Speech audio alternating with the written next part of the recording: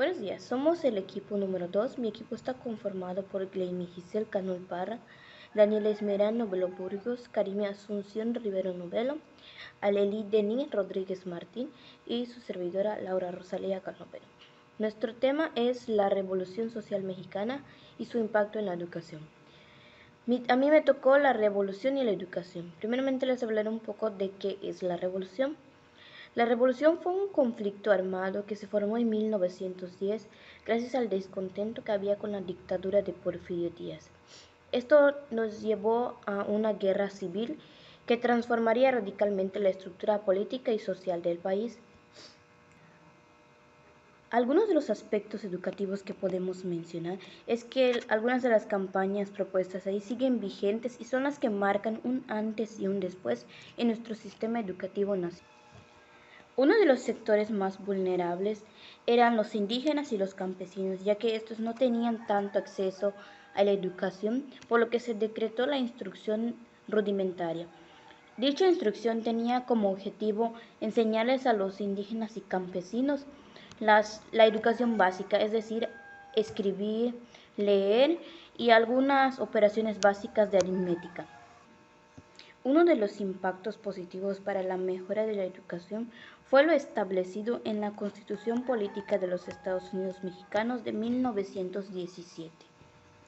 En algunos hechos que fortalecieron la educación, podemos mencionar la creación de la SEP en 1921, cuyo objetivo era tener proyectos educativos con alcances nacionales. También podemos mencionar uno como los hechos que lo favorecieron, es que José Vasconcelos fue el primer secretario de la SEP quien impulsó el proyecto de misiones culturales con la educación rural, que tenía como objetivo llevar la educación a los menos favorecidos, que eran los que anteriormente ya habíamos mencionado, que son como los indígenas y los campesinos, que son los que no tenían tanto acceso a la educación. En algunos logros que podemos mencionar en la educación fue la gran campaña contra el analfabetismo, que logró educar a 708,000 adultos en 2 años. De igual manera podemos mencionar el impulso de la educación normal, inauguró los edificios de conservación nacional de música y también la Biblioteca de México. Nace el 27 de febrero de 1882 el filósofo, educador, escritor y político José Vasconcelos. Fue doctor honoris de la Universidad Nacional de México, conocida como la UNAM. Fue miembro del Colegio Nacional y de la Academia Mexicana de la Lengua. Se mereció el sobrenombre del maestro de la juventud en América. Participó en la Revolución de 1910. Fue destacado como una de las figuras más importantes de la Revolución Mexicana, del nacionalismo y del nuevo régimen, fuera de la familia de Francisco I. Madero. Presentó la iniciativa de la Cámara de Diputados para crear la Secretaría de Educación Pública y un año más tarde, por decreto del presidente Álvaro Obregón, se creó la SEP. Bueno, el objetivo de Vasconcelos era que la educación debería ser laica, gratuita y obligatoria. Bueno, Vasconcelos vio el crecimiento y progreso nacional y dijo que se basa en la revolución educativa del pueblo. Tenía ese propósito firme de salvar a los niños, jóvenes y también a los indios. Quería difundir una cultura ya no de una casta, sino que de todos los hombres. Bueno, pues en la educación se podía llegar a la transformación de nuevos ciudadanos. La prioridad de Vasconcelos era crear escuelas primarias, rurales y técnicas, para así emprender una cruzada contra la ignorancia y el analfabetismo a favor de la educación indígena. También editó una serie de literatura, la Revista del Maestro y el Seminario de la Antorcha. Vasconcelos propuso la característica del escudo y del lema que aún conserva la Universidad Autónoma de México, la cual es "Por mi raza hablará mi espíritu". José Vasconcelos, la pintura mural mexicana obtuvo importancia ofreciéndoles los muros de los edificios de la nación para que plasmaran sus obras de los pintores. También construyó el convento de la Encarnación para albergar la nueva secretaría, impulsar programas para apoyar la enseñanza, tanto primaria, urbana como rural, así como la educación media y la preescolar. Permitió la creación de nuevas escuelas que contenían bibliotecas, estadios para deportes, coros en el centro, salones de clases, talleres, departamentos. También Vasconcelos creía en una visión, la cual era liberalizadora sobre la educación para el individuo. Se debía insertar a todos los indígenas a la nación sin discriminación ni excluirlos, y solo se lograría a través de la educación. Su deseo de Vasconcelos era hacerlos mexicanos y que los trataran bien. José Vasconcelos fue el impulsor de la SEP y se creó el 3 de octubre de 1921. La recién secretaría cambia el concepto positivista en la educación. Mediante esta nueva orden, se pretendía transformar al educado para desarrollar en él todas sus potencialidades. Desde entonces hasta la actualidad, esto tiene un propósito, que es crear condiciones para asegurar el acceso de todas las mexicanas y mexicanos a una educación de calidad en el nivel, también en la modalidad que requieran y en el lugar donde la demanden. La escuela rural es el resultado de la Revolución Mexicana. Esta escuela se propuso educar a los campesinos, sirviendo como civilizador de las grandes masas campesinas. Su impulsor de la educación rural fue el profesor Rafael Ramírez Castañeda, quien expuso el objetivo de la escuela rural, que era el mejoramiento de las condiciones económicas de los campesinos, así como también las condiciones higiénicas y sanitarias. Las misiones culturales fueron un proyecto que surge a partir del origen de la SEP. Estas surgen como eje fundamental y del funcionamiento para la gran cruzada contra la ignorancia. Las misiones culturales tenían como objetivo llevar la educación a todos los rincones del país, enfatizando las comunidades rurales y rurales indígenas.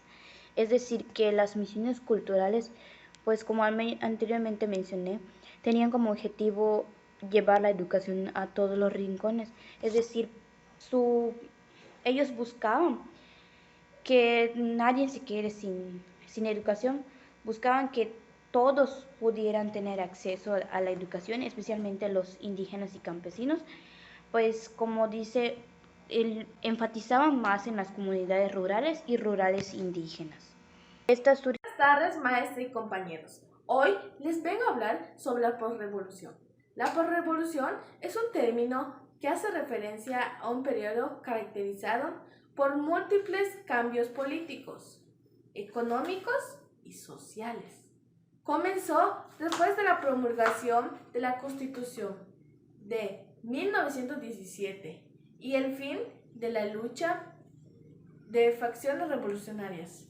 Tuvo desenlace hasta que México decidió declararse en la condición de estado de guerra durante la Segunda Guerra Mundial a causa de las hostilidades ejercidas por las potencias del eje Alemania, Italia y Japón en contra de nuestro país, que provocaron el hundimiento de buques mercantes.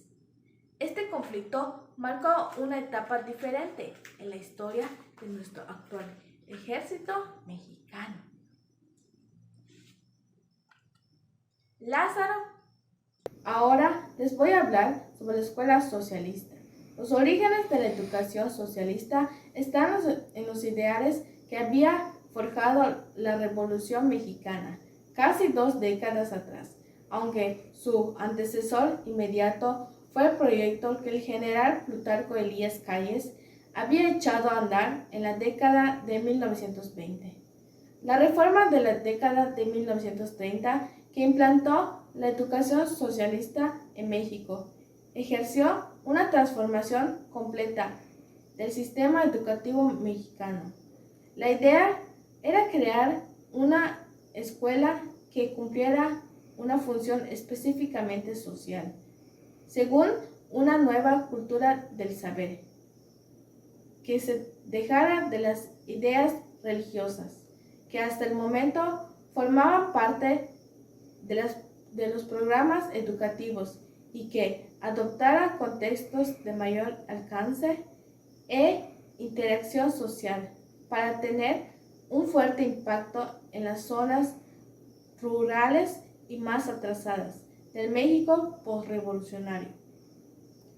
Fueron personalidades como José Vasconcelos Narciso o el mismo Moisés Sánchez los recargados de sentar las bases de los modelos educativos, que por supuesto también se persiguieron años después en el gobierno del general Lázaro Cárdenas.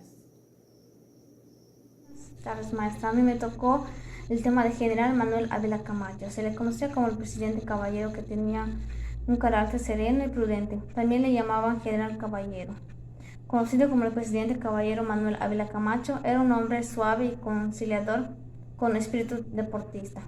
Fue un militar y político mexicano que fue presidente de México del 1 de diciembre del 1940 al 30 de noviembre de 1946.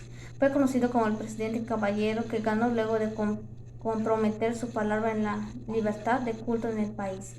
Su administración completó la transición del liderazgo militar-civil. Terminó como el anticlericalismo de confrontación. ¿Qué es la unidad nacional? Es un concepto que articula diferentes valores y convicciones contenidos en la realidad nacional, que son jurídicos, políticos, ideólogos, éticos, culturales, y que presentan en las estructuras funcionales de la nación diferentes formas específicas que expresión que tienen como centro de gravedad esos valores, los objetivos y las principales motivaciones de la ciudadanía. La unidad nacional frente al divisionismo político. Como una muestra más que la unidad nacional pretendía erradicar los divisionismos políticos. El 15 de septiembre de 1942, Ávila Camacho convocó una asamblea de acercamiento nacional a la que fueron invitados todos los expresidentes: Adolfo de la Huerta, Plutarco Elías Calles, Emilio Portes Gil, Pascual Ortiz Rubio, Abelardo L. Rodríguez y Lázaro Cárdenas. El hecho de reunir en un mismo evento a estos personajes, que a pesar de militar en el mismo partido de la revolución, que tenían profundas diferencias ideológicas entre sí, llevaba la intención de hacer público el logro de la unidad nacionalidad. Industrialización. México necesitaba mejorar estas condiciones, modernizar y crear una agricultura mucho más productiva, en conjunto, buscando así elevar la cantidad de ingresar, así elevar al mismo tiempo el nivel de vida de la población, especialmente la campesina, que se ha visto rezagada. Con esto lograrían un buen inicio de industrialización. De lo contrario, parecía absurdo. Miguel Alemán Valdés nació en Zuluya, Veracruz, el 27 de septiembre de 1903, licenciado en Derecho. Presentó ante tribunales el interés sindical de trabajadores, mineros, petroleros y ferrocarrileros. Su carrera política realmente inició en el año de 1934, cuando se postuló como diputado local del estado donde nació, Veracruz. Después de dicho cargo, fue senador por el mismo estado en 1953. Fue presidente de la República de 1946 a 1952, siendo el primer presidente civil del México moderno. De acuerdo con un documento emitido por el Estado del Gobierno de Veracruz, Alemán, estudió el nivel primario en escuelas diferentes. Luego viajó a la Ciudad de México para ingresar a la Escuela Nacional Preparatoria. Posteriormente se graduó como licenciado en Derecho de la Escuela Nacional de Jurisprudencia. Cabe mencionar que su tesis se enfocó en las enfermedades y riesgos profesionales, la cual fue producto del trabajo que realizó en las minas de Real del Monte, en Hidalgo. Durante su periodo presidencial, se otorgó el voto a la mujer a nivel municipal. También, durante su administración, se creó el Instituto Nacional Indigenista, el Instituto Nacional de la Juventud y el de Bellas Artes, así como la Dirección General de Turismo en la Secretaría de Gobernación. También fueron creadas diversas obras de infraestructura con las que México ingresó a la modernización industrial.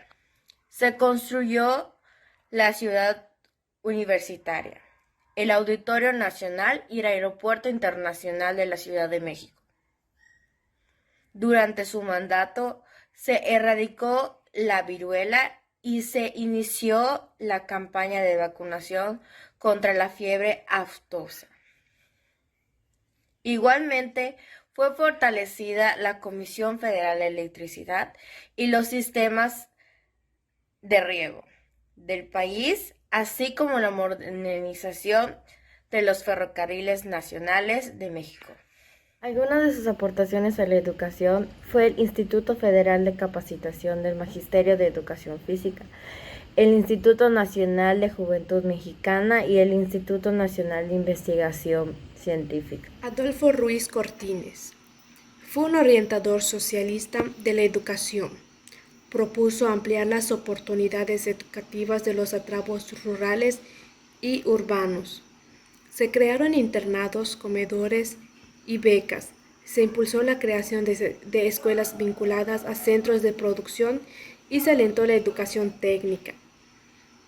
Ruiz Cortines creó el Consejo Nacional Técnico de Educación, el cual durante muchos años sirvió como cuerpo consultivo en la SEP.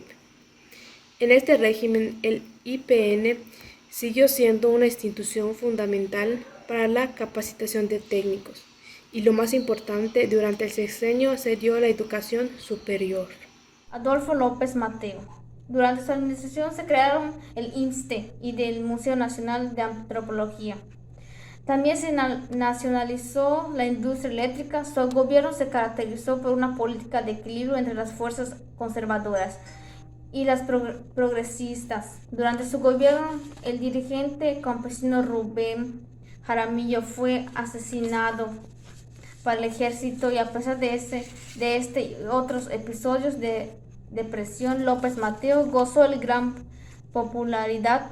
Una fulminante enfermedad cerebral multifarta por querísima cerebral múltiple lo llevó a la tumba en 1969, a la edad de 61 años, tras 5 años de haber dejado la presidencia y haber permanecido en coma durante 2 años. Según la versión oficial, Adolfo López Mateos nació en el número 11 de la Avenida Juárez, en el pueblo de San Francisco, Azitapa. Jaime Torres Bodet y el plan de 11 años. La educación pública tuvo como marco los inicios del plan de nacionalidad de 11 años de 1960 a 1970, que buscaba acelerar y mejorar el proceso educativo en todo el país. Bajo la misma dirección del ministro Torres de Bodet, el gobierno federal editó enormes cantidades de libros de texto entregados a los educadores gratuitamente. Gustavo Díaz Ordaz nace el 12 de marzo de 1911 en San Andrés, Chachicomula, hoy Ciudad Cerdán, Puebla. Fue diputado federal en 1943 y después senador de la República 1946 a 1952 y representante del PRI ante la Comisión Federal Electoral en el mismo año de 1952.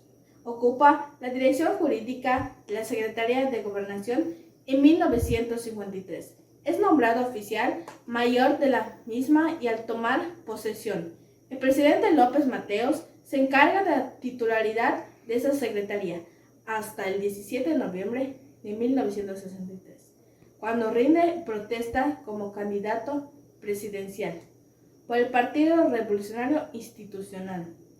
En las elecciones celebradas el 5 de julio de 1964, logra la presidencia de la República Mexicana.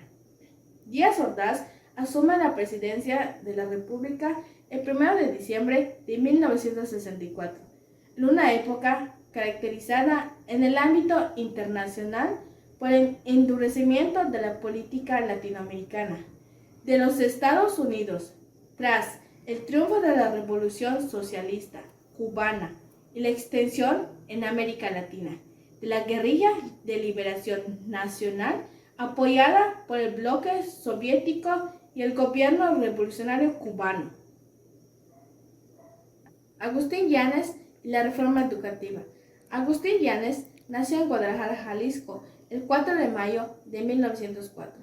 Novelista, ensayista, cuentista y político, considerado como uno de los más grandes expositores de la novela mexicana, posterior a la Revolución Mexicana, y sin embargo considerado precursor de la novela mexicana moderna. Inició su actividad docente a los 19 años en su ciudad natal, en la Escuela Normal para Señoritas. 3 años después, también impartía clases en la preparatoria José Paz Camacho y en 1931 ingresó como catedrático a la Escuela Preparatoria de la Universidad de Guadalajara, director de Educación Primaria y primer rector del Instituto de Nayarit, iniciando así su carrera en el ámbito educativo. Durante su gestión logró ampliar la semana escolar a un 6º día de clases, el sábado, dedicado al perfeccionamiento de maestros y alumnos, organizar cooperativas escolares, fomentar el cuidado a la naturaleza y entre otras. Editar un periódico sobre asuntos educativos, donde trató de inculcar entre los docentes nayaritas su concepto de lo que debería ser la enseñanza pública.